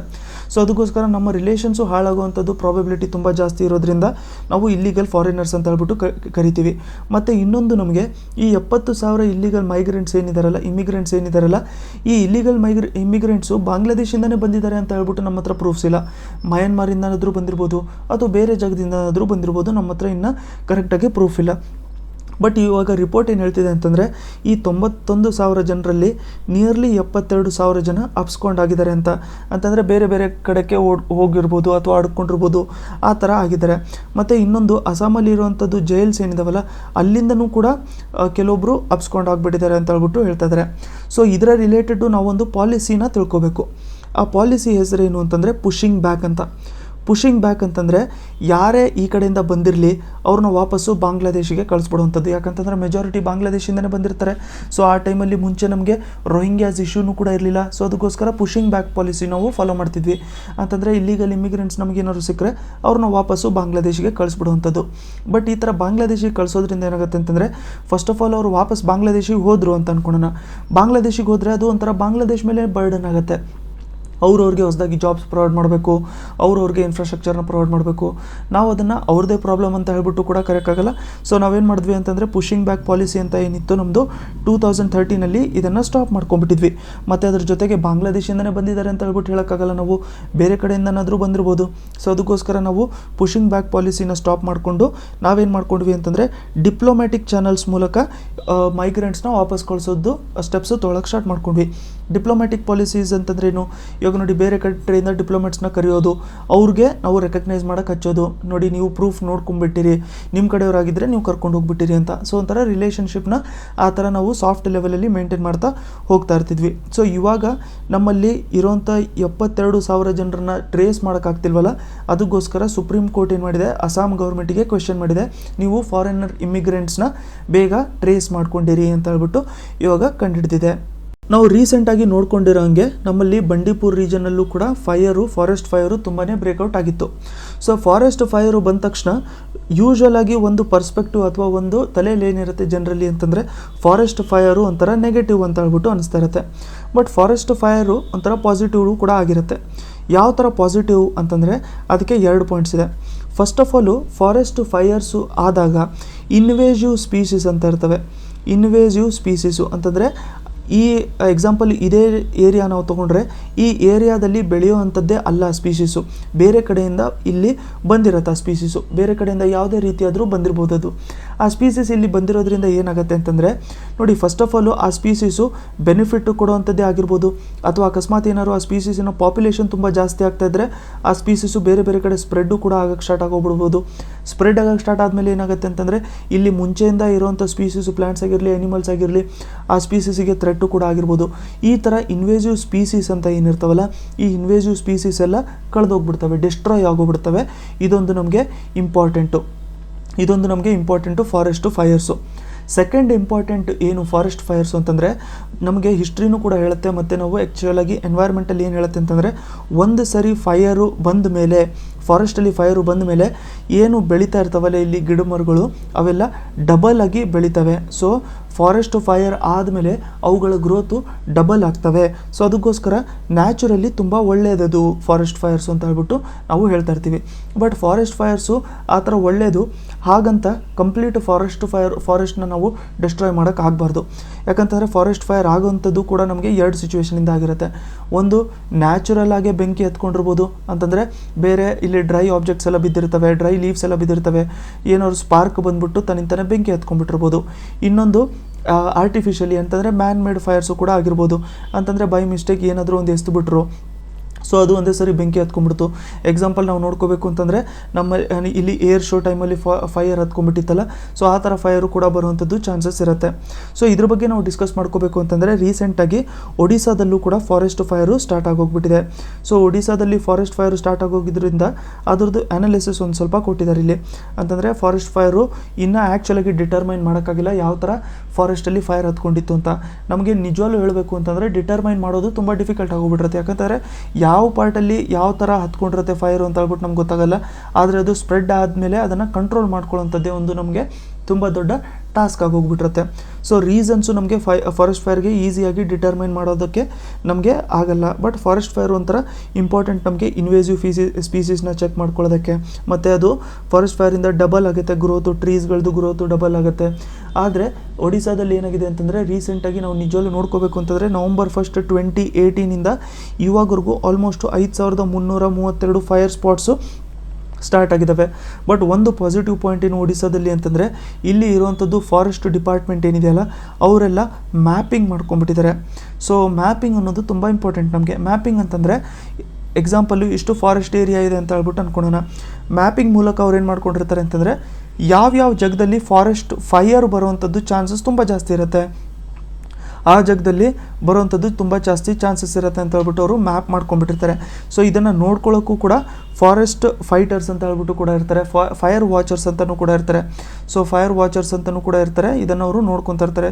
ಸೊ ಎಲ್ಲಿ ಫಾರೆಸ್ಟ್ ಫೈರ್ ಹತ್ತತ್ತೋ ಇಲ್ವೋ ಅಂತ ಹೇಳ್ಬಿಟ್ಟು ಅವರು ನೋಡ್ಕೊತಾ ಇರ್ತಾರೆ ಮ್ಯಾಪ್ ಮಾಡ್ಕೊಂಡ್ಮೇಲೆ. ಸೊ ಅದಕ್ಕೋಸ್ಕರ ಇದು ಫಾರೆಸ್ಟ್ ಫೈರು ಕೂಡ ಒಂದ್ಸರಿ ನ್ಯೂಸಲ್ಲಿತ್ತು, ಒಂದ್ಸರಿ ನೋಡ್ಕೊಂಡಿರಿ ಇದನ್ನು. ನೆಕ್ಸ್ಟು ಕರ್ನಾಟಕದ ಇಶ್ಯೂ ನಾವು ಡಿಸ್ಕಸ್ ಮಾಡ್ಕೊಳ್ಳೋಣ. ಅದೇನು ಅಂತಂದರೆ ಕರ್ನಾಟಕದಲ್ಲಿ ವೆಹಿಕಲ್ ಪಾಪ್ಯುಲೇಷನ್. ಸೊ ನೋಡಿ, ವೆಹಿಕಲ್ ಪಾಪ್ಯುಲೇಷನ್ ಅನ್ನೋ ಕಾನ್ಸೆಪ್ಟ್ ಬಂದ ತಕ್ಷಣ ನಮ್ಗೆ ಏನಾಗುತ್ತೆ ಅಂತಂದರೆ ಎಕಾನಮಿಯಲ್ಲೂ ಕೂಡ ತುಂಬ ಇಂಪಾರ್ಟೆಂಟ್ ಆಗುತ್ತೆ. ನೆಕ್ಸ್ಟು ಎನ್ವೈರ್ಮೆಂಟ್ ಪಾರ್ಟಲ್ಲೂ ಕೂಡ ತುಂಬ ಇಂಪಾರ್ಟೆಂಟ್ ಆಗುತ್ತೆ ನಮಗೆ. ನೆಕ್ಸ್ಟು ಇನ್ಫ್ರಾಸ್ಟ್ರಕ್ಚರ್ ಪಾರ್ಟಲ್ಲೂ ಕೂಡ ತುಂಬ ಇಂಪಾರ್ಟೆಂಟ್ ಆಗುತ್ತೆ. ಎಸ್ಪೆಷಲಿ ಇದು ಎನ್ವೈರ್ಮೆಂಟ್ ಪಾರ್ಟಲ್ಲಿ ತುಂಬ ಇಂಪಾರ್ಟೆಂಟ್ ಆಗುತ್ತೆ ಈ ಥರ ಕ್ವೆಶನ್ಸು ನಮಗೆ. ಸೊ ನೋಡಿ ಏನು ಹೇಳ್ತಿದ್ದಾರೆ ಅಂತಂದರೆ ಒಂದು ಸ್ಟ್ಯಾಟಿಸ್ಟಿಕ್ಸ್ ಪ್ರಕಾರ ಓವರಾಲ್ ಆಗಿ ನಮ್ಮ ಕರ್ನಾಟಕದಲ್ಲಿ ಇವಾಗ ಪಾಪ್ಯುಲೇಷನ್ ವೆಹಿಕಲ್ಗಳ ಪಾಪ್ಯುಲೇಷನ್ ಎಷ್ಟು ವೆಹಿಕಲ್ ಇದ್ದಾವೆ ಅಂತಂದರೆ ಆಲ್ಮೋಸ್ಟು 2.1 crore ವೆಹಿಕಲ್ ಇದ್ದಾವೆ. ಸೊ ಇದರಲ್ಲಿ ಆಲ್ಮೋಸ್ಟು 80 lakh ವೆಹಿಕಲ್ಸು ಬರೀ ಬೆಂಗಳೂರಲ್ಲೇ ಇದೆ ಅಂತ ಹೇಳ್ಬಿಟ್ಟು ಕೂಡ ಹೇಳ್ತಾ ಇದ್ದಾರೆ. ಸೊ ಇದರಿಂದ ನಾವು ನೋಡ್ಕೋಬೇಕು ಅಂತಂದರೆ 2018-2019 ಆಲ್ಮೋಸ್ಟು 6 ಲಕ್ಷ ವೆಹಿಕಲ್ಸ್ಗಳು ರಿಜಿಸ್ಟರ್ ಮಾಡ್ಕೊಂಡಿದ್ದಾವೆ. ಸೊ ಇವಾಗ ನಾವು ರಿಜಿಸ್ಟ್ರೇಷನ್ ತುಂಬ ಜಾಸ್ತಿ ಆಗ್ತಾ ಇದ್ದಾವೆ, ವೆಹಿಕಲಿನ ಪಾಪ್ಯುಲೇಷನ್ ತುಂಬ ಜಾಸ್ತಿ ಆಗ್ತಾ ಇದ್ದಾವೆ, ಅದನ್ನು ನಿಲ್ಲಿಸಬೇಕು ಅಂತ ಹೇಳ್ಬಿಟ್ಟು ನಾವು ರಿಜಿಸ್ಟ್ರೇಷನ್ನ ಸ್ಟಾಪ್ ಮಾಡ್ಕೊಳ್ಳೋಕ್ಕಾಗಲ್ಲ. ಯಾಕಂತಂದರೆ ನಮ್ಮಲ್ಲಿ ಒಂದು ಆ್ಯಕ್ಟ್ ಇದೆ. ಏನು ಆ್ಯಕ್ಟು? ಮೋಟಾರ್ ವೆಹಿಕಲ್ ಆ್ಯಕ್ಟ್ 1988 ಅಂತ. ಸೊ ಮೋಟಾರ್ ವೆಹಿಕಲ್ ಆ್ಯಕ್ಟ್ 1988 ಪ್ರಕಾರ ಏನು ಹೇಳುತ್ತೆ ಅಂತಂದರೆ ಹೊಸ ವೆಹಿಕಲ್ಸ್ಗಳ ರಿಜಿಸ್ಟ್ರೇಷನ್ನ ಯಾರೂ ಕೂಡ ಸ್ಟಾಪ್ ಮಾಡೋ ಹಾಗಿಲ್ಲ ಅಂತ ಹೇಳ್ಬಿಟ್ಟು ಹೇಳ್ತದೆ. ಸೊ ಈ ಥರ ನಾವು ವೆಹಿಕಲ್ಗಳ ಪಾಪ್ಯುಲೇಷನ್ನು ಯಾವ ಥರ ಕಂಟ್ರೋಲ್ ಮಾಡ್ಕೋಬೇಕು, ಜೊತೆಗೆ ನಮ್ಮ ಪಾಪ್ಯುಲೇಷನ್ ಇದೆಯಲ್ಲ, ನಮ್ಮ ಪಾಪ್ಯುಲೇಷನಿನ ಡಿಮಾಂಡ್ಸು ಕೂಡ ನಾವು ಫುಲ್ಫಿಲ್ ಮಾಡ್ಕೋಬೇಕು. ಯಾಕಂತಂದರೆ ಏನು ಅಂತ ಕನ್ಸಿಡರ್ ಮಾಡ್ತೀವಿ ನಾವು, ಯಾರ ಹತ್ರ ಆದರೂ ವೆಹಿಕಲ್ಸ್ ಇದೆ ಅಂತಂದರೆ ಯೂಶ್ವಲಾಗಿ ಗೌರ್ಮೆಂಟ್ ಕನ್ಸಿಡರ್ ಮಾಡೋದು ಅವರ ಸ್ಟ್ಯಾಂಡರ್ಡ್ ಆಫ್ ಲಿವಿಂಗು ಸ್ವಲ್ಪ ಚೆನ್ನಾಗಿದೆ ಅಂತ ಹೇಳ್ಬಿಟ್ಟು ಕನ್ಸಿಡರ್ ಮಾಡ್ಕೊಂಡಿರ್ತಾರೆ. ಸೊ ಸ್ಟ್ಯಾಂಡರ್ಡ್ ಆಫ್ ಲಿವಿಂಗು ಕೂಡ ಸ್ವಲ್ಪ ಇಂಪ್ರೂವ್ ಆಗ್ತಿದೆ ಅಂತ ಹೇಳ್ಬಿಟ್ಟು ಕನ್ಸಿಡರ್ ಮಾಡ್ಕೊಂಡಿರ್ತಾರೆ. ಸೊ ಅದ್ರ ಬದಲು ನಾವೇನು ಮಾಡ್ಕೋಬೋದು ಅಂತಂದರೆ ಎಲೆಕ್ಟ್ರಾನಿಕ್ ವೆಹಿಕಲ್ ಮೇಲೆ ಫೋಕಸ್ ಜಾಸ್ತಿ ಮಾಡ್ಕೊಂಡಿರ್ಬೋದು. ಸೊ ಇದರಿಂದ ಎನ್ವೈರ್ಮೆಂಟ್ಗೂ ಕೂಡ ಒಳ್ಳೆಯದು. ಇನ್ನು ವೆಹಿಕಲ್ಗಳ ಪಾಪ್ಯುಲೇಷನ್ ಕೂಡ ತುಂಬ ಜಾಸ್ತಿ ಆದ್ರೂ ಕೂಡ ನಮ್ಗೆ ಅಷ್ಟೊಂದೇನು ಮ್ಯಾಟರ್ ಅದು ಆಗ್ತಾ ಇರಲ್ಲ. ಬಟ್ ಇದರಿಂದ ಬರುವಂಥದ್ದು ವೆಹಿಕಲ್ಸು ಅಂತಂದರೆ ರಿಜಿಸ್ಟ್ರೇಷನಿಂದ ಒಂದು ಟಾರ್ಗೆಟ್ ಅಂತ ಇಟ್ಕೊಂಡ್ಬಿಟ್ಟಿರ್ತಾರೆ. ಸೊ ಟಾರ್ಗೆಟ್ ಎಷ್ಟು ಇಟ್ಕೊಂಡಿದ್ದಾರಲ್ಲ ಆ ಟಾರ್ಗೆಟ್ಗಿಂತ ಜಾಸ್ತಿ ಇವಾಗ ಅಚೀವ್ ಮಾಡ್ಕೊಂಡಿದ್ದಾರೆ. ಬಟ್ ಆದರೆ ನಾವು BMTC ಆಗಿರಲಿ ಅಥವಾ KSRTC ಆಗಿರಲಿ ಇದರಿಂದ ಬರುವಂಥದ್ದು ರೆವೆನ್ಯೂ ತುಂಬ ಕಮ್ಮಿ ಆಗ್ತಿದೆ ಅಂತ ಹೇಳ್ಬಿಟ್ಟು ಇವರು ಹೇಳ್ತಾ ಇದ್ದಾರೆ. ಸೊ ಇದರಿಂದ ಬರುವಂಥದ್ದು ರೆವೆನ್ಯೂ ತುಂಬ ಕಮ್ಮಿ ಆಗ್ತಿದೆ ಅಂತ ಹೇಳ್ಬಿಟ್ಟು ಹೇಳ್ತಾ ಇದ್ದಾರೆ. ಸೊ ಇದರಲ್ಲಿ ನೋಡಿ ವೆಹಿಕಲ್ ಪಾಪ್ಯುಲೇಷನ್ನ 2018ವರೆಗೂ ಆ್ಯಸ್ ಆಫ್ May 2018ವರೆಗೂ ಕೊಟ್ಟಿದ್ದಾರೆ. ಇದನ್ನು ಒಂದ್ಸರಿ ಹಾಗೆ ಕಣ್ಣು ಹಾಕಿರಿ ಯಾವ ಥರ ಇನ್ಕ್ರೀಸ್ ಆಗ್ತಿದೆ. ಯಾಕಂತಂದರೆ ನಾವು ಯಾವುದೇ ಡೇಟಾ ನೋಡಿಕೊಂಡ್ರೂ ಕೂಡ ಇದು ಜಾಸ್ತಿ ಆಗ್ತಾನೆ ಹೋಗ್ತಾ ಇದೆ. ಸೊ ಆನ್ಸರ್ ರೈಟಿಂಗಲ್ಲಿ ನಾವು ಪಾಪ್ಯುಲೇಷನ್ 2018ವರೆಗೂ 2007ಇಂದ ನಾವು ನೋಡ್ಕೊಂಡ್ರು ಕೂಡ ಅಂತಂದರೆ ಪ್ರೀವಿಯಸ್ 10 ವರ್ಷ ನಾವು ನೋಡಿಕೊಂಡ್ರೂ ಕೂಡ ಇನ್ಕ್ರೀಸ್ ಆಗ್ತಾನೆ ಹೋಗ್ತಾ ಇದೆ. ಇದ್ರ ಮೇಲೆ ಕಂಟ್ರೋಲು ಕೂಡ ಆಗ್ತಾ ಇಲ್ಲ. ಜೊತೆಗೆ ಎಲೆಕ್ಟ್ರಿಕ್ ವೆಹಿಕಲ್ಸ್ಗಳು ನಾವಿಲ್ಲಿ ಜಾಸ್ತಿ ಮಾಡಬೇಕು ಅಂತಂದರೆ ನಮಗೆ ಅದಕ್ಕೆ ಬೇಕಾಗಿರುವಂಥದ್ದು ಇನ್ಫ್ರಾಸ್ಟ್ರಕ್ಚರು ಅಷ್ಟೊಂದಿಲ್ಲ. ನಾವು ಜೊತೆಗೆ ಅದನ್ನು ಇನ್ನೊಂದು ಡಿಸ್ಕಸ್ ಮಾಡ್ಕೊಂಡಿದ್ದೀವಿ ಅಂತಂದರೆ ಬೆಸ್ಕಾಮು ಮತ್ತು ಟ್ರಾನ್ಸ್ಪೋರ್ಟ್ ಡಿಪಾರ್ಟ್ಮೆಂಟು ಕೂಡ ಬೇರೆ ಬೇರೆ ಕಡೆಗೆ ಇವಾಗ ಎಲೆಕ್ಟ್ರಿಕ್ ವೆಹಿಕಲ್ ಚಾರ್ಜಿಂಗ್ ಸಿಸ್ಟಮ್ನ ಕೂಡ ಇನ್ಸ್ಟಾಲ್ ಮಾಡಬೇಕು ಅಂತ ಹೇಳ್ಬಿಟ್ಟು ಅಂದ್ಕೊಂಡಿದ್ದಾರೆ. ಈ ಪ್ರೊಸೆಸ್ನ ಇನ್ನೂ ಸ್ವಲ್ಪ ನಾವು ರ್ಯಾಪಿಡ್ ಮಾಡಿಬಿಟ್ಟು ಈ ವೆಹಿಕಲ್ಸ್ ಮೇಲೆ ಇನ್ನೂ ಸ್ವಲ್ಪ ನಾವು ಪ್ರಮೋಷನಲ್ ಆಫರ್ಸ್ ಅಂತ ಕೊಟ್ಟರೆ ಜನರು ಈ ವೆಹಿಕಲ್ಸ್ ತೊಗೊಳ್ಳೋಂಥದ್ದು ಕೂಡ ಇನ್ನು ಪ್ರಿಫರ್ ಮಾಡ್ತಾರೆ ಅಂತ ಹೇಳ್ಬಿಟ್ಟು ನಾವು ಬರಿಬೋದು. ಈ ವೆಹಿಕಲ್ಸ್ಗಳ ಬಗ್ಗೆ ನಾವು ಡಿಸ್ಕಸ್ ಮಾಡ್ತಾ ಇರ್ಬೇಕಾದ್ರೆ HSRP ಬಗ್ಗೆನೂ ಕೂಡ ನಾವು ಡಿಸ್ಕಸ್ ಮಾಡ್ಕೋಬೇಕು. HSRP ಅಂತಂದ್ರೆ ಏನು? ಹೈ ಸೆಕ್ಯೂರಿಟಿ ರಿಜಿಸ್ಟ್ರೇಷನ್ ಪ್ಲೇಟ್ ಅಂತ. ಸೊ ನೋಡಿ, ಯೂನಿಯನ್ ಗೌರ್ಮೆಂಟು ಒಂದು ನೋಟಿಫಿಕೇಶನ್ ಇಶ್ಯೂ ಮಾಡಿತ್ತು. High security registration plate issue ಮಾಡ್ಕೊಂಡಿರಬೇಕು ಅಂತ ಹೇಳ್ಬಿಟ್ಟು. ಬಟ್ ಇಂಪಾರ್ಟೆಂಟ್ ಏನು ಇದರಲ್ಲಿ ಅಂತಂದರೆ ಈ ಥರ ನಂಬರ್ ಪ್ಲೇಟು, ಇದು ನಂಬರ್ ಪ್ಲೇಟೇ, ಇದು ಹೈ ಸೆಕ್ಯೂರಿಟಿ ರಿಜಿಸ್ಟ್ರೇಷನ್ ಪ್ಲೇಟ್ ಅಂತಂದರೆ ಅದೊಂದು ನಂಬರ್ ಪ್ಲೇಟೇ. ಇದನ್ನು ಮ್ಯಾನುಫ್ಯಾಕ್ಚರರೇ ಇಶ್ಯೂ ಮಾಡಬೇಕು ಅಂತಂದರೆ ಎಕ್ಸಾಂಪಲ್ ನೀವು ಏನಾದ್ರು ಹೊಂಡಾದಿಂದ ಏನಾದರೂ ಒಂದು ಗಾಡಿನ ವೆಹಿಕಲ್ನ ಪರ್ಚೇಸ್ ಮಾಡ್ಕೊಂಡ್ರೆ ನೀವು ಹೊಂಡಾ ವೆಹಿಕಲ್ ಪರ್ಚೇಸ್ ಮಾಡ್ಕೊಳ್ಳೋ ಕಾಸ್ಟಲ್ಲೇ ಈ ರಿಜಿಸ್ಟ್ರೇಷನ್ ಪ್ಲೇಟಿನ ಕಾಸ್ಟು ಕೂಡ ಅವರು ಇನ್ಕ್ಲೂಡ್ ಮಾಡ್ಕೊಂಡಿರಬೇಕು. ಅದೇ ಥರದ ರಿಜಿಸ್ಟ್ರೇಷನ್ ಪ್ಲೇಟು ನಿಮಗೆ ರಿಜಿಸ್ಟ್ರೇಷನ್ ಮಾಡಿಬಿಟ್ಟು ಕೂಡ ನಂಬರ್ ಕೊಟ್ಟಿರಬೇಕು. ಸೊ ಇದು ಮ್ಯಾನುಫ್ಯಾಕ್ಚರರೇ ಅದನ್ನು ಕಾಸ್ಟು ಅದನ್ನು ಅವರೇ ನೋಡ್ಕೋಬೇಕಾಗಿರೋದ್ರಿಂದ ಇದೇನಾಗುತ್ತೆ ಅಂತಂದರೆ ಸ್ವಲ್ಪ ಡಿಫಿಕಲ್ಟ್ ಆಗಿರುತ್ತೋ, ಸ್ವಲ್ಪ ಡಿಫಿಕಲ್ಟ್ ಆಗ್ತಿತ್ತು. ಸೊ ಅದಕ್ಕೋಸ್ಕರ ಇದನ್ನು ಸ್ವಲ್ಪ ಕೋರ್ಟಲ್ಲೇ ಇದೆ, ಇದು ಯಾವಾಗಿಂದ ಇಂಪ್ಲಿಮೆಂಟೇಷನ್ ಆಗುತ್ತೆ ಅಂತ ಹೇಳ್ಬಿಟ್ಟು ನಾವು ಇನ್ನೂ ಕಾದು ನೋಡ್ಕೋಬೇಕಾಗತ್ತೆ. ಬಟ್ ಮೋಸ್ಟ್ ಇಂಪಾರ್ಟೆಂಟ್ ಪಾಯಿಂಟ್ ಹಿಂದುವಲ್ಲಿ ಏನು ಕೊಟ್ಟಿದ್ರು ಅಂತಂದರೆ ಈ 2 ಸ್ಟ್ರೋಕ್ ವೆಹಿಕಲ್ಸ್ ಇರ್ತವೆ ನೋಡಿ, 2 ಸ್ಟ್ರೋಕ್ ವೆಹಿಕಲ್ಸು. ಎಕ್ಸಾಂಪಲು ನಾವು 2 ಸ್ಟ್ರೋಕ್ ವೆಹಿಕಲ್ ನೋಡ್ಕೋಬೇಕು ಅಂತಂದರೆ ಯಮಾದು RX100 ಅಂತ. ಸೊ RX100 ಎಲ್ಲ ಬಾಯ್ಸ್ಗೂ ಕೂಡ ತುಂಬ ಫೇವ್ರೇಟ್ ಆಗಿರುವಂಥದ್ದು ಬೈಕ್ ಅದು. ಸೊ RX100 ತುಂಬಾ ಡಿಮಾಂಡ್ ಇರುವಂಥದ್ದು ಬೈಕ್ ಅದು. ಸೊ RX100 ಬಂದ್ಬಿಟ್ಟು 2 ಸ್ಟ್ರೋಕ್ ಇಂಜಿನ್ ಮೇಲೆ ವರ್ಕ್ ಆಗುತ್ತದು. ಸೊ ಬಟ್ ಅದು ಆ ಥರ ವೆಹಿಕಲ್ಸು 2020ಇಂದ ಕಂಪ್ಲೀಟಾಗಿ ಬ್ಯಾನ್ ಆಗಿರತ್ತಂತೆ. ಸೊ ಯಾರ ಹತ್ರ RX100 ಏನಾದ್ರು ಇದ್ದರೆ ಅದನ್ನು 2020 ಒಳಗಡೆ ಬೇರೆಯವ್ರಿಗೆ ಏನಾದ್ರು ಮಾರ್ಬಿಟ್ಟು ನೀವು 4 ಸ್ಟ್ರೋಕ್ ಇರುವಂಥದ್ದು ವೆಹಿಕಲ್ಲು ಕೂಡ ತೊಗೊಂಡ್ಬಿಟ್ಟಿರಿ. ನೆಕ್ಸ್ಟ್ ಇವಾಗ ನಾವು ಹೈ ಸೆಕ್ಯೂರಿಟಿ ರಿಜಿಸ್ಟ್ರೇಷನ್ ಪ್ಲೇಟ್ ಬಗ್ಗೆ ನೋಡ್ಕೋಬೇಕು ಅಂತಂದರೆ ನಾವೇನು IND ನಂಬರ್ ಪ್ಲೇಟ್ಸ್ ಅಂತ ಕರಿತೀವಲ್ಲ, IND ಪ್ಲೇಟ್ಸ್ ಅಂತ ನಾವೇನು ಕರಿತೀವಿ ಅದನ್ನು ನಾವು ಹೈ ಸೆಕ್ಯೂರಿಟಿ ನಂಬರ್ ಪ್ಲೇಟ್ಸ್ ಅಂತ ಹೇಳ್ಬಿಟ್ಟು ಕರಿಬೋದು. ಅದರಲ್ಲಿ ಕೆಲವೊಂದು ಕಂಡೀಷನ್ಸ್ ಇರುತ್ತೆ. ಇಲ್ಲಿ ನೋಡಿ ಕ್ರೋಮ್ ಬೇಸ್ಡು ಹೋಲೋಗ್ರಾಮು ಇರುತ್ತೆ. ಈ ಥರ ನಂಬರ್ ಪ್ಲೇಟ್ಸು ನಾವು ಕೂಡ ನೋಡ್ಕೊಂಡಿರ್ತೀವಲ್ಲ, ಭಾಳ ಗಾಡಿಗಳಿಗೆ ಈ ಥರ ನಂಬರ್ ಪ್ಲೇಟ್ಸ್ ಇರುತ್ತೆ. ಸೊ ಇದ್ರ ಮೇಲೆ ಯೂನಿಕ್ ಐಡೆಂಟಿಫಿಕೇಷನ್ ನಂಬರು ಕೂಡ ಹಾಕಿರ್ತಾರಂತೆ. ನೆಕ್ಸ್ಟು ರಿಫ್ಲೆಕ್ಟಿವ್ ಫಿಲ್ಮು ಕೂಡ ಇರುತ್ತೆ, ಅಂತಂದರೆ ಹಿಂದ್ಗಡೆಯಿಂದ ಬರುವಂಥದ್ದು ಗಾಡಿಗಳಿಗೆ ತುಂಬ ನೀಟಾಗಿ ಕಾಣಬೇಕು ಅಂತ. ಅದಾದಮೇಲೆ ಒಂದು ಸ್ವಲ್ಪ ಇದು ಮೌಂಟ್ ಥರ ಮಾಡ್ಕೊಂಡಿರ್ತಾರೆ, ಸ್ವಲ್ಪ ಫ್ಲಶ್ ಆಗಿ ಹೊರಗಡೆ ಬಂದಿರೋ ಥರ ಇರುತ್ತೆ. ಇದು ಸ್ವಲ್ಪ ನೀಟಾಗಿ ಕಾಣುತ್ತೆ, ರೆಕಗ್ನೈಸ್ ಈಸಿಯಾಗಿ ಮಾಡ್ಕೋಬೋದು ಅಂತ ಹೇಳ್ಬಿಟ್ಟು ಇದನ್ನು ನ್ಯೂ ಏಜ್ ನಂಬರ್ ಪ್ಲೇಟ್ಸು ಅಥವಾ ಹೈ ಸೆಕ್ಯೂರಿಟಿ ರಿಜಿಸ್ಟ್ರೇಷನ್ ಪ್ಲೇಟ್ಸ್ ಅಂತಲೂ ಕೂಡ ಕರೀತಾರೆ. ನೆಕ್ಸ್ಟ್ ನಾವು ವುಮನ್ ರಿಲೇಟೆಡ್ ಒಂದು ಟಾಪಿಕ್ನ ಡಿಸ್ಕಸ್ ಮಾಡ್ಕೊಳ್ಳೋಣ. ಇದು ನೋಡಿ ನಮಗೆ ವುಮನ್ ರಿಲೇಟೆಡ್ಡು ಈಕ್ವಾಲಿಟಿ ಆಗಿರಲಿ, ಜೆಂಡರ್ ಡಿಸ್ಪ್ಯಾರಿಟಿ ಆಗಿರಲಿ, ಸೊ ಆ ಥರ ಟಾಪಿಕ್ಸಲ್ಲಿ ಆನ್ಸರ್ ರೈಟಿಂಗಲ್ಲಿ ತುಂಬ ಹೆಲ್ಪ್ಫುಲ್ ಆಗಿರುತ್ತೆ. ಸೊ ಫಸ್ಟ್ ಆಫ್ ಆಲ್ ನಾವು ಜೆಂಡರ್ ಈಕ್ವಾಲಿಟಿ ಅಂತ ಹೇಳ್ಬಿಟ್ಟು ಅನ್ಕೋಬೇಕು ಅಂತಂದರೆ ನೋಡಿ ನಮಗೆ ಇಂಟರ್ನ್ಯಾಷನಲ್ ವುಮೆನ್ಸ್ ಡೇ. ಸೊ ರೀಸೆಂಟಾಗಿ ನಾವು ಇಂಟರ್ನ್ಯಾಷನಲ್ ವುಮೆನ್ಸ್ ಡೇ ಮಾರ್ಚಲ್ಲೇ ಸೆಲೆಬ್ರೇಟ್ ಮಾಡ್ಕೊಂಡಿದ್ವಿ ನಾವು. ಸೊ ಇವಾಗ ನಿಮಗೂ ಒಂದು ಕ್ವೆಶನ್ ಏನಿದೆ ಅಂತಂದರೆ, ಫಸ್ಟ್ ಕೇಳಿರೋಂಥ 2 ಕ್ವೆಶನ್ ಜೊತೆ ಇದೊಂದು ಕ್ವೆಶನ್ ಏನು ಅಂತಂದರೆ ಇಂಟರ್ನ್ಯಾಷನಲ್ ವುಮೆನ್ಸ್ ಡೇ ಯಾವ ಡೇಟ್ಗೆ ನಾವು ಸೆಲೆಬ್ರೇಟ್ ಮಾಡ್ತೀವಿ ಪ್ರತಿ ವರ್ಷ ಅಂತ ಹೇಳ್ಬಿಟ್ಟು ನೀವು ಹೇಳಿರಬೇಕು. ಸೊ ಇಂಟರ್ನ್ಯಾಷನಲ್ ವುಮೆನ್ಸ್ ಡೇ ಟೈಮಲ್ಲಿ ಏನು ಮಾಡಿದರು ಅಂತಂದರೆ ವುಮನಿಗೆ ತುಂಬಾ ಜಾಸ್ತಿ ಪ್ರಾಮಿಸಸ್ಸು ಮಾಡ್ಕೊಂಡಿದ್ರು. ಸೊ ವುಮೆನ್ನು ಎಸ್ಪೆಷಲಿ ಇಲ್ಲಿ ಟ್ರಾಫಿಕ್ ಫೋರ್ಸಲ್ಲಿ ಅವರು ಕೆಲವೊಂದು ಅವ್ರ ಹತ್ರ ಪ್ರಾಬ್ಲಮ್ಸು ಕೂಡ ಶೇರ್ ಮಾಡ್ಕೊಂಡಿದ್ರು. ನೆಕ್ಸ್ಟು ಅವ್ರಿಗೆ ಬೇಕಾಗಿರುವಂಥದ್ದು ಬೆನಿಫಿಟ್ಸು ಕೂಡ ಅವರು ಶೇರ್ ಮಾಡ್ಕೊಂಡಿದ್ರು. ಸೊ ಅದಕ್ಕೋಸ್ಕರ ಇವಾಗ ಪೊಲೀಸ್ ಡಿಪಾರ್ಟ್ಮೆಂಟು ಏನೇನು ಸ್ಟೆಪ್ಸ್ ತೊಗೊಂಡಿದೆ ಅಂತ ಹೇಳ್ಬಿಟ್ಟು ನಾವು ಡಿಸ್ಕಸ್ ಮಾಡ್ಕೊಂಡಿರಬೇಕು. ಸೊ ಇಂಟರ್ನ್ಯಾಷನಲ್ ವುಮೆನ್ಸ್ ಡೇ ದಿನ ಇದನ್ನು ಪ್ರಾಮಿಸ್ ಮಾಡ್ಕೊಂಡಿದ್ರು. ಫಸ್ಟ್ ಆಫ್ ಆಲ್ ಇವಾಗ ಏನು ಮಾಡ್ಕೊಂಡಿದ್ದಾರೆ ಅಂತಂದರೆ ವುಮನ್ ಟ್ರಾಫಿಕ್ ಪೊಲೀಸ್ ಪರ್ಸನಲ್ನ ರೈಟರ್ ಆಗಿ ಅಪಾಯಿಂಟ್ ಮಾಡ್ಕೊಂಡಿದ್ದಾರೆ. ಸೊ ಫಸ್ಟ್ ಸ್ಟೆಪ್ ಏನು ಅಂತಂದರೆ ರೈಟರ್ ಆಗಿ ಅಪಾಯಿಂಟ್ ಮಾಡ್ಕೊಂಡಿದ್ದಾರೆ. ಸೊ ರೈಟರ್ ಆಗಿ ಮಡಿವಾಳ ಪೊಲೀಸ್ ಸ್ಟೇಷನಲ್ಲಿ ಇದನ್ನು ಅಪಾಯಿಂಟ್ ಮಾಡ್ಕೊಂಡಿದ್ದಾರೆ. ಇದು ತುಂಬ ಕ್ರೂಷಲ್ ಆಗಿರುತ್ತೆ ಮತ್ತು ತುಂಬ ಇಂಪಾರ್ಟೆಂಟ್ ಪೊಸಿಷನು. ಯಾಕಂತಂದರೆ ಫಸ್ಟ್ ಆಫ್ ಆಲು ಎಲ್ಲ ಪೊಲೀಸ್ ರಿಲೇಟೆಡ್ ರೆಕಾರ್ಡ್ಸ್ನ ಇವರೇ ಮೇಂಟೈನ್ ಮಾಡ್ಕೊಂಡಿರ್ತಾರೆ. ಎಲ್ಲ ಡೀಟೇಲ್ಸು ಇನ್ವೆಸ್ಟಿಗೇಷನ್ ಬಗ್ಗೆ ಇವರೇ ಮೇಂಟೈನ್ ಮಾಡ್ತಾ ಇರ್ತಾರೆ. ಇಷ್ಟು ವುಮನಿಗೆ ಕರೆಕ್ಟ್ ಆಗಿರುವಂಥದ್ದು ಪೊಸಿಷನ್ ಕೊಡಲ್ಲ, ಅಥವಾ ಇಂಪಾರ್ಟೆಂಟ್ ಇರುವಂಥದ್ದು ಪೊಸಿಷನ್ಸ್ ಕೊಡಲ್ಲ, ಇಂಪಾರ್ಟೆಂಟ್ ಡೆಸ್ಟಿನೇಷನ್ಸು ಅಥವಾ ಪ್ಲೇಸ್ಮೆಂಟ್ಸ್ ಕೊಡಲ್ಲ ಅಂತ ಹೇಳ್ಬಿಟ್ಟು ಅವರು ಕಂಪ್ಲೇಂಟ್ ಮಾಡಿರೋದ್ರಿಂದ ಅವ್ರಿಗೇನು ಮಾಡಿದ್ದಾರೆ ಅಂತಂದರೆ ಬೇರೆ ಬೇರೆ ಒಂದು ಇಂಪಾರ್ಟೆಂಟ್ ಪ್ಲೇಸಸ್ ಯಾವ ಥರ ಇರ್ತಾವಲ್ಲ, ಅಂದರೆ ತುಂಬ ಜಾಸ್ತಿ ಟ್ರಾಫಿಕ್ ಇರುವಂಥದ್ದು ಪ್ಲೇಸಸ್ ಆಗಿರಲಿ ಅಥವಾ ತುಂಬ ಜಾಸ್ತಿ ಡಿಮ್ಯಾಂಡ್ ಇರುವಂಥದ್ದು ಪ್ಲೇಸಸ್ ಆಗಿರಲಿ, ಸೊ ಆ ಥರ ಪ್ಲೇಸಸ್ಸಿಗೆ ಅವ್ರಿಗೂ ಕೂಡ ಪೋಸ್ಟಿಂಗ್ ಮಾಡ್ಕೊಂಡ್ಬಿಟ್ಟಿದ್ದಾರೆ. So posted at important junctions ಟ್ರಾಫಿಕ್ನ ಮ್ಯಾನೇಜ್ ಮಾಡೋದಕ್ಕೆ. ಸೊ ಇದು second important. Next third important step ಏನು ತೊಗೊತಾ ಇದ್ದಾರೆ ಅಂತಂದರೆ ಟೋಟಲಾಗಿ ಇರುವಂಥದ್ದು 600 ಸ್ಟಾಫಲ್ಲಿ 25 ವುಮನ್ ಪರ್ಸನಲ್ನ ಸೆಲೆಕ್ಟ್ ಮಾಡ್ಕೊಂಡಿದ್ದಾರೆ. ಸೊ ಟ್ರಾಫಿಕಲ್ಲಿ 600 ಸ್ಟಾಫಲ್ಲಿ 25 ಪರ್ಸನಲ್ನ ಸೆಲೆಕ್ಟ್ ಮಾಡ್ಕೊಂಡಿದ್ದಾರೆ. ಯಾವುದಕ್ಕೋಸ್ಕರ ಅಂತಂದರೆ IT ಸ್ಕಿಲ್ಸಲ್ಲಿ ಟ್ರೈನಿಂಗ್ನ ಪ್ರೊವೈಡ್ ಮಾಡೋದಕ್ಕೆ. ಸೊ IT ಸ್ಕಿಲ್ಸಲ್ಲಿ ಟ್ರೈನಿಂಗ್ನ ಇವ್ರಿಗೆ ಪ್ರೊವೈಡ್ ಮಾಡಿದ್ಮೇಲೆ ಕಂಪ್ಯೂಟರ್ ಸೆಕ್ಷನ್ಸ್ ಇರ್ತಾವಲ್ಲ ಪೊಲೀಸ್ ಸ್ಟೇಷನಲ್ಲಿ, ಅದರಲ್ಲಿ ಅವ್ರಿಗೆ ಪ್ಲೇಸ್ಮೆಂಟ್ನ ಪ್ರೊವೈಡ್ ಮಾಡಿರ್ತಾರಂತೆ. ಸೊ ಇದು ಫೋರ್ತ್ ಇಂಪಾರ್ಟೆಂಟು. ನೆಕ್ಸ್ಟು ಇವೆಲ್ಲ ಮಾಡಿರುವಂಥದ್ದು ಜೆಂಡರ್ ಈಕ್ವಾಲಿಟಿ, ರೆಸ್ಪಾನ್ಸಿಬಿಲಿಟಿ ಮತ್ತು ಈಕ್ವಲ್ ಅಪಾರ್ಚುನಿಟಿನ ಪ್ರೊವೈಡ್ ಮಾಡೋದಕ್ಕೆ. ನೆಕ್ಸ್ಟು ವುಮನ್ನಿಗೆ ಏನು ರಿಕ್ವೆಸ್ಟ್ ಮಾಡ್ತಾಯಿದ್ರು ಅಂತಂದರೆ ಅವ್ರಿಗೆ ಡ್ರೈವಿಂಗ್ನ ಕಲಿಸ್ಕೊಡ್ಬೇಕು ಅಂತಂದರೆ 2 ವೀಲರ್ಸು ಮತ್ತು 4 ವೀಲರ್ಸು ಎರಡರಲ್ಲೂ ಕೂಡ ಅವ್ರಿಗೆ ಡ್ರೈವಿಂಗಲ್ಲಿ ಟ್ರೈನಿಂಗ್ ಕೊಡಬೇಕು ಅಂತ ಹೇಳ್ಬಿಟ್ಟು ಹೇಳಿದ್ರಿಂದ ಅದ್ರದ್ದು ಡಿಮ್ಯಾಂಡು ಕೂಡ ಇವಾಗ ಒಪ್ಕೊಂಡಿದ್ದಾರೆ. Next most important aspect woman face ಮಾಡ್ಕೊಳ್ಳೋದು ಎಸ್ಪೆಷಲಿ ವರ್ಕ್ ಫೋರ್ಸಲ್ಲಿ ನಾವು ನೋಡ್ಕೋಬೇಕು ಅಂತಂದರೆ ಬರೀ ಟ್ರಾಫಿಕಲ್ಲಿ ಅಷ್ಟೇ ಅಲ್ಲ, ಬೇರೆ ಕಡೆಯೂ ಕೂಡ ಮೇಲ್ ಕೌಂಟರ್ ಪಾರ್ಟ್ಸು ಅಥವಾ ಮೇಲ್ ಕಲೀಗ್ಸ್ ಏನಿರ್ತಾರಲ್ಲ, ಸೊ ಮೇಲ್ ಕೌಂಟರ್ ಪಾರ್ಟ್ಸಿಂದ ಹ್ಯಾರಾಸ್ಮೆಂಟು, ಸೊ ಈ ಥರದ್ದು ಕಂಪ್ಲೇಂಟ್ಸು ಕೂಡ ಪೊಲೀಸಿನ ಇದು ಟ್ರಾಫಿಕ್ ಪರ್ಸನಲ್ಸ್ಗೂ ಕೂಡ ತುಂಬ ಜಾಸ್ತಿ ಇತ್ತು. ಸೊ ಅದಕ್ಕೋಸ್ಕರ ಸೀನಿಯರ್ಸ್ ಎಲ್ಲ ಏನು ಹೇಳಿದ್ದಾರೆ ಅಂತಂದರೆ, ಈ ಥರ ಅಕಸ್ಮಾತ್ ಇನ್ಸಿಡೆಂಟ್ ಏನಾದರೂ ನೆಕ್ಸ್ಟು ಏನಾದರೂ ರಿಪೋರ್ಟಿಂಗ್ ಆದರೆ ಅವ್ರ ಮೇಲೆ ಡಿಸಿಪ್ಲಿನರಿ ಆ್ಯಕ್ಷನ್ ತೊಗೊತೀವಿ ಅಂತಲೂ ಕೂಡ ಹೇಳಿದ್ದಾರೆ. ಸೊ ಏನೇನು ಸ್ಟೆಪ್ಸ್ ತೊಗೊಂಡಿದ್ದಾರೆ ಇವಾಗ ವುಮನ್ ಎಂಪವರ್ಮೆಂಟ್ಗೋಸ್ಕರ ಅಂತ ಹೇಳ್ಬಿಟ್ಟು ನೀವು ಆನ್ಸರ್ ರೈಟಿಂಗಲ್ಲಿ ಇದನ್ನು ಬರ್ಕೊಂಡಿರ್ಬೋದು. ಸೊಸೈಟಿ ಪಾರ್ಟಲ್ಲಿ ತುಂಬ ಇಂಪಾರ್ಟೆಂಟ್ ಆಗಿರುತ್ತೆ ಇದು. ನೆಕ್ಸ್ಟು 2 ಚಿಕ್ಕ ಟಾಪಿಕ್ ಇದ್ದಾವೆ, ಅದನ್ನೇ ನಾವು ಒಂದೇ ಸ್ಲೈಡಲ್ಲಿ ಡಿಸ್ಕಸ್ ಮಾಡ್ಕೊಳ್ಳೋಣ. ಫಸ್ಟ್ ಒನ್ ಏನು ಅಂತಂದರೆ ಮೋಸ್ಟ್ ಇಂಪಾರ್ಟೆಂಟ್, ಇದು ನಿಮ್ಗೇನಾದರೂ KS ಅಲ್ಲಿ RD ನೀವು ತೊಗೊತಾ ಇದ್ದರೆ, ರೂರಲ್ ಡೆವಲಪ್ಮೆಂಟ್ ಏನಾದ್ರು ಆಪ್ಷನಲ್ ಆಗಿ ತೊಗೊತಾ ಇದ್ದರೆ ಈ ಪಾಯಿಂಟ್ನ ಯೂಸ್ ಮಾಡ್ಕೊಂಡಿರ್ಬೋದು, ತುಂಬ ಚೆನ್ನಾಗಿರುತ್ತೆ.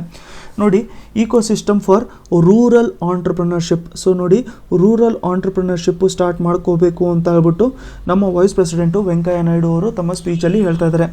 ನೋಡಿ, ರೂರಲ್ ಏರಿಯಾಸಲ್ಲಿ ಮೋಸ್ಟ್ ಇಂಪಾರ್ಟೆಂಟ್ ಪ್ರಾಬ್ಲಮ್ ಏನು ಅಂತಂದರೆ 2ರಲ್ಲಿ ಡಿವೈಡ್ ಮಾಡ್ಕೊಂಡಿರ್ಬೋದು ನಾವು. ಫಸ್ಟ್ ಒನ್ ಬಂದ್ಬಿಟ್ಟು ಅಗ್ರಿಕಲ್ಚರ್ ಡಿಸ್ಟ್ರೆಸ್ಸು ಅಲ್ವಾ, first one agriculture distress. Second one ಏನು ಅಂತಂದರೆ ಅನ್ಎಂಪ್ಲಾಯ್ಮೆಂಟು. ಅಗ್ರಿಕಲ್ಚರ್ ಡಿಸ್ಟ್ರೆಸ್ಸು ಮತ್ತು ಅನ್ಎಂಪ್ಲಾಯ್ಮೆಂಟು ರೀಸೆಂಟಾಗಿ ಬಂದಿರುವಂಥದ್ದು ನಾವು ಡೇಟಾನ ನೋಡ್ಕೊಂಡಿದ್ರೆ ರೂರಲ್ ಏರಿಯಾಸಲ್ಲಿ ಅನ್ಎಂಪ್ಲಾಯ್ಮೆಂಟು ಹೈಯೆಸ್ಟ್ ರೇಟಲ್ಲಿದೆ. ಆ್ಯಸ್ ಆಫ್ ಟುಡೇ ನಾವು ನೋಡ್ಕೋಬೇಕು ಅಂತಂದರೆ ರೂರಲ್ ಏರಿಯಾಸಲ್ಲಿ ಲಾಸ್ಟ್ 5 ರಿಂದ 6 ವರ್ಷ ನಾವು ನೋಡಿಕೊಂಡ್ರೆ ಅನ್ಎಂಪ್ಲಾಯ್ಮೆಂಟು ರೂರಲ್ ಏರಿಯಾಸಲ್ಲಿ ಹೈಯೆಸ್ಟ್ ಇರುವಂಥದ್ದು. ಸೊ ಈ ಥರ ಅನ್ಎಂಪ್ಲಾಯ್ಮೆಂಟ್ನ ನಾವು ಟ್ಯಾಕಲ್ ಮಾಡ್ಕೋಬೇಕು ಅಂತಂದರೆ ಏನು ಮಾಡ್ಕೋಬೋದು, ಅದಕ್ಕೊಂದು ಇಂಪಾರ್ಟೆಂಟ್ ಇನಿಷಿಯೇಟಿವ್ ಏನು ಸ್ಟಾರ್ಟ್ ಮಾಡ್ಕೋಬೋದು ಅಂತಂದರೆ ರೂರಲ್ ಆಂಟ್ರಪ್ರಿನರ್ಶಿಪ್ ಅಂತಂದರೆ ಈ ಸ್ಟಾರ್ಟಪ್ ಕಲ್ಚರ್ ಏನು ಇವಾಗ ಅರ್ಬನ್ ಏರಿಯಾಸಲ್ಲಿ ತುಂಬ ಜಾಸ್ತಿ ಬೂಸ್ಟ್ ಮಾಡ್ತಿದ್ದಾರಲ್ವ. ಸ್ಟಾರ್ಟಪ್ ಕಲ್ಚರಲ್ಲಿ ನಾವು ಬೇರೆ ಬೇರೆ ಸ್ಕೀಮ್ಸ್ ಇದ್ದಾವೆ. ಎಕ್ಸಾಂಪಲು ಸ್ಟಾರ್ಟಪ್ ಇಂಡಿಯಾ ಅಂತ ಒಂದಿದೆ, ಇನ್ನೊಂದು SC ST ಅವ್ರಿಗೋಸ್ಕರ ಅಂತ ಹೇಳ್ಬಿಟ್ಟು ಸ್ಟ್ಯಾಂಡಪ್ ಇಂಡಿಯಾ ಅಂತ ಹೇಳ್ಬಿಟ್ಟು ಕೂಡ ಮಾಡ್ಕೊಂಡಿದ್ದಾರೆ. ಅದೇ ಥರದ್ದು ಮತ್ತು ಫಂಡಿಂಗ್ಸು ಕೂಡ ತುಂಬ ನೀಟಾಗಿ ಪ್ರೊವೈಡ್ ಮಾಡ್ತಾರೆ, ಟ್ರೈನಿಂಗು ಕೂಡ ಪ್ರೊವೈಡ್ ಮಾಡ್ತಾರೆ, ಸ್ಕಿಲ್ ಟ್ರೈನಿಂಗು, ವೊಕೇಶ್ನಲ್ ಟ್ರೈನಿಂಗು ಆ ಥರದ್ದೆಲ್ಲ ಹೇಳ್ಬಿಟ್ಟು ಬೇರೆ ಬೇರೆ ಪ್ರೊವೈಡ್ ಮಾಡ್ತಾ ಇರ್ತಾರೆ. ಅದನ್ನು ನಾವು ರೂರಲ್ ಏರಿಯಾಸಲ್ಲಿ ಇನ್ನೂ ಸ್ವಲ್ಪ ಪ್ರಮೋಟ್ ಮಾಡಿಕೊಂಡ್ರೆ ನಮಗೆ ಈ ಅನ್ಎಂಪ್ಲಾಯ್ಮೆಂಟ್ ಪ್ರಾಬ್ಲಮ್ಸ್ ಏನಿದಾವಲ್ಲ, ಈ ಅನ್ಎಂಪ್ಲಾಯ್ಮೆಂಟ್ ಪ್ರಾಬ್ಲಮ್ಸು ತುಂಬ ಕಮ್ಮಿ ಆಗುತ್ತೆ ಅಂತ. ನೆಕ್ಸ್ಟು ಎಕನಾಮಿ ರಿಲೇಟೆಡ್ ಒಂದು ಟಾಪಿಕ್ ತುಂಬ ಇಂಪಾರ್ಟೆಂಟ್ ಆಗಿರುತ್ತೆ. ಅದೇನು ಅಂತಂದರೆ GST ಕಲೆಕ್ಷನು ಇವಾಗ ಮಾರ್ಚ್ ತಿಂಗಳಲ್ಲಿ ಹೈಯೆಸ್ಟ್ ಇದೆ ಅಂತ ಹೇಳ್ಬಿಟ್ಟು ಹೇಳ್ತಾ ಇದ್ದಾರೆ. ಇವಾಗವರೆಗೂ ಬಂದಿರೋದ್ರಲ್ಲಿ GST ಕಲೆಕ್ಷನ್ನು ಈ ಮಾರ್ಚಲ್ಲಿ ಬಂದಿರುವಂಥದ್ದು ತುಂಬ ಹೈಯೆಸ್ಟ್ ಇದೆ ಅಂತ ಹೇಳಿ ಹೇಳ್ತಾ ಇದ್ದಾರೆ. 1.06 lakh crore ಅಷ್ಟು ಕಲೆಕ್ಟ್ ಮಾಡ್ಕೊಂಡಿದ್ದೀವಿ ಅಂತ ಹೇಳ್ಬಿಟ್ಟು ಹೇಳ್ತಾ ಇದ್ದಾರೆ. ಸೊ ಇದನ್ನು ನೀವು ಎಕನಾಮಿಯಲ್ಲಿ ಯಾವುದಾದ್ರು ಇಂಪಾರ್ಟೆಂಟ್ ಪಾರ್ಟಲ್ಲಿ GST ರಿಲೇಟೆಡ್ ಆನ್ಸರ್ ರೈಟಿಂಗ್ ಮಾಡ್ತಾ ಇರ್ಬೇಕಾದ್ರೆ ಯೂಸ್ ಮಾಡ್ಕೊಂಡಿರ್ಬೋದು. ಸೊ ವಿಡಿಯೋ ನಿಮ್ಗೆ ಏನಾದರೂ ಇಷ್ಟ ಆಗಿದ್ದು ಬೆನಿಫಿಷಿಯಲ್ ಅಂತ ಅನ್ಸಿದ್ರೆ ಸಬ್ಸ್ಕ್ರೈಬ್ ಬಟನ್ನ ಪ್ರೆಸ್ ಮಾಡಿಕೊಂಡು ಸಬ್ಸ್ಕ್ರೈಬ್ ಮಾಡ್ಕೊಂಡಿರಿ. ಅದೇ ಥರ ಬೆಲ್ ಐಕನ್ನು ಕೂಡ ಪ್ರೆಸ್ ಮಾಡ್ಕೊಂಡಿರಿ, ಅಂತಂದರೆ ನಾನು ನೆಕ್ಸ್ಟ್ ವೀಡಿಯೋ ಹಾಕಿದ ತಕ್ಷಣ ನಿಮಗೆ ನೋಟಿಫಿಕೇಶನ್ ಬಂದಿರುತ್ತೆ. ಮತ್ತು ಲೈಕ್ ಬಟನ್ನ ಪ್ರೆಸ್ ಮಾಡ್ಕೊಳ್ಳೋವಂಥದ್ದು ಕೂಡ ಮರೆಯೋಕ್ಕೆ ಹೋಗಬೇಡಿ. ನೆಕ್ಸ್ಟ್ ಲೆಸನಲ್ಲಿ ಮತ್ತೆ ಸಿಗೋಣ.